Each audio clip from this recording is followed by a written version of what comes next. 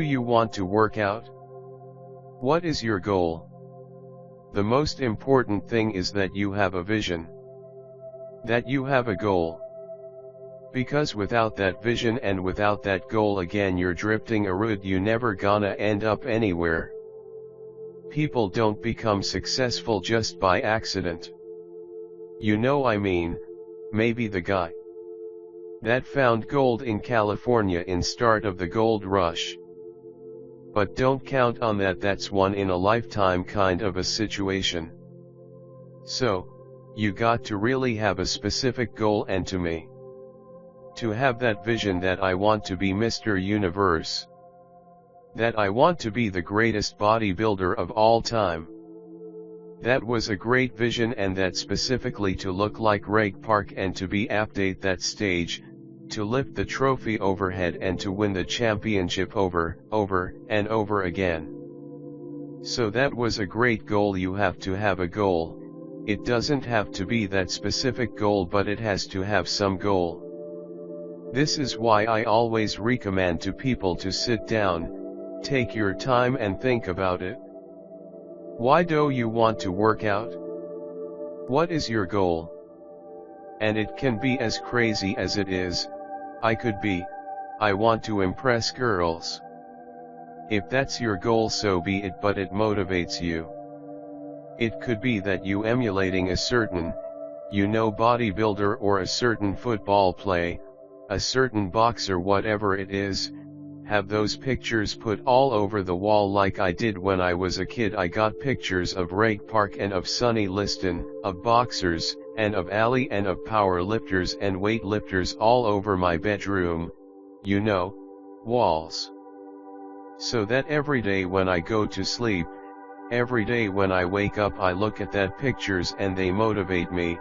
You need that motivation, and therefore you have that kind of imprint in front of you all the time. You know exactly what you're chasing.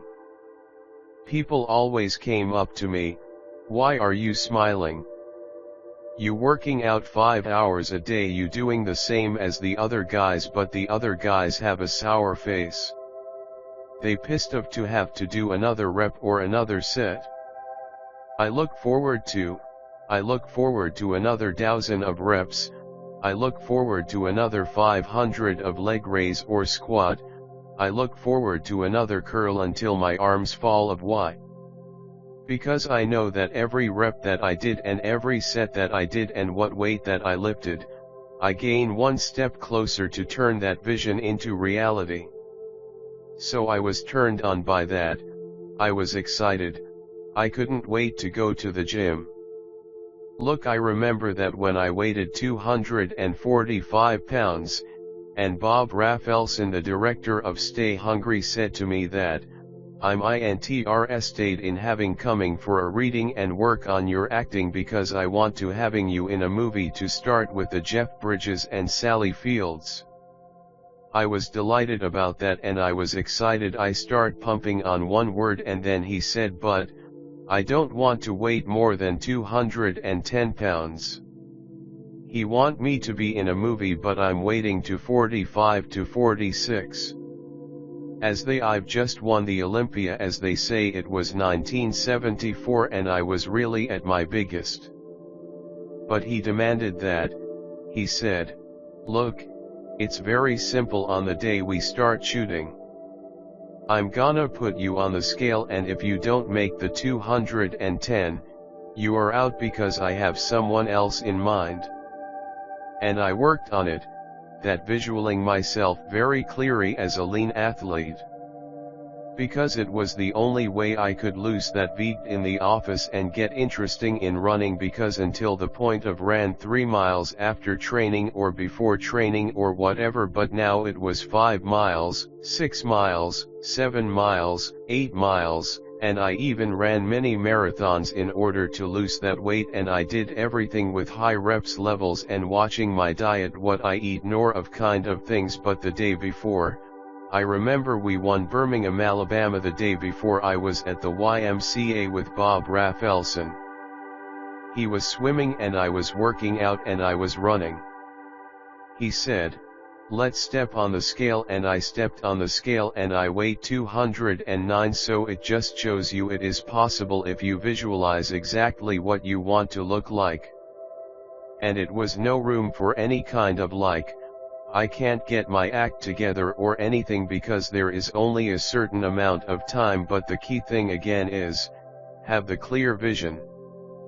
Have the specific goal of what you want to accomplish, because then you never go to gym and say, today I feel down a little bit, I don't know what it is all about, I don't know my life, I'm confused. No. I'll tell you that I was a perfect example of someone that was not confident at all. I mean, when I was a kid I was like just any other kid. I had my hang-ups and problems and orders. But when I joined the weightlifting club and I won my first little trophy, because I did the best clean jerk. And then we went to another meet and I won another little trophy. I started that feeling like somebody.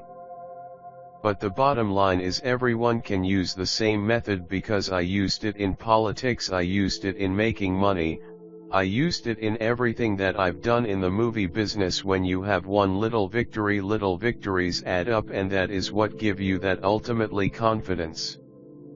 Well, for me the most important thing is to have a deadline.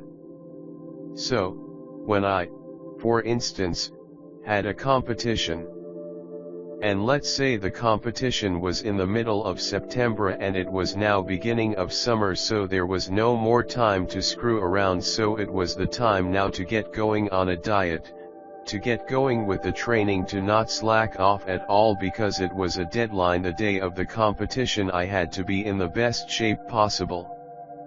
And I knew that if I come to the competition and I lose because I did not schedule my training the proper way, or I didn't have the right frame of mind, or I didn't give everything, literally broke my butt off, I would be just so angry. So I never wanted to be in that situation. This is why it was very important to pick that time and to say, this is when I have to be in top shape, then work towards that. But it's not just with the competition, I mean there was always the same with the movie business. I mean, to me it was always a big advantage when I say, okay, my movie starts on April 1st and I have now 3 months, so I have to get really in great shape. So you pick those times. It could also be that you have no movie, no Mr. Olympia, no Mr. America, no Mr. Universe coming up, or any of those things, but you say to yourself, the summer starts in June, I'm gonna go to the beach in June, and at that time I want to be in great shape. So that creates an urgency, that makes you really start to training hard and taking it seriously, because if you don't have a specific plan, then you wander around and you can have reserved many times the best shape of the best player in the world, but if you don't have a specific goal where you want to go and when you want to get there, you just drift around and you never get anywhere. So this is why this is important, to create that urgency and the specific time when you want to be in shape. I mean, look, everyone has a problem with time. But, the day has 24 hours and we sleep 6 now. I know that some out there that say, wow, I need 8, but I just say, just sleep little faster. Because the bottom line is, we have 6 hours of sleep, 24 hours available, so 18 hours now available to your work, your family, your hobbies, and also to learn something new or to do something new, which could easily be that you want to learn a new language, or that you want to read as a US resolution after read a book every week. But what you say, I'm gonna go to reshape my body, so you gonna go and take this hour out of your schedule and say, I'm gonna train an hour every day. So this is for most people a huge challenge, but it is totally doing what I can tell them. Because the kind of things that I did when I came to this country, I mean, I went to school, I was working at construction, I was working out my 5 hours a day, I was taking acting classes from 8 o'clock at night to 12 midnight, I was doing all of those things. I wanted to make sure that out of the 24 hours of the day that I didn't waste one single hour. Those hours were too precious, and I just want to tell people, don't give me the thing. I have a difficult time with the time. I don't have time for this. You have time, you make the time.